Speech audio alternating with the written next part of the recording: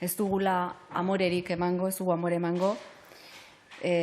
Gaur posible izan ez dena, hau da euskararen ofizialtasuna Europan lortzea etorkizun batean izango da, horretan ziur gaude, gaur izan ez dana, bihar edo etzi izango da. Honek ez duelako atzera bueltarik. Lehen pentsatzen zen euskara hemen kongresuan entzutea gauza ezinezkoa izango zala, eta bai batzordetan eta plenoetan entzuten da. Beraz, zergatik ez, normaltasun horrekin euskara entzutea Europan, euskara bai da Europako hizkuntza eta Europako hizkuntz zaharrena ere.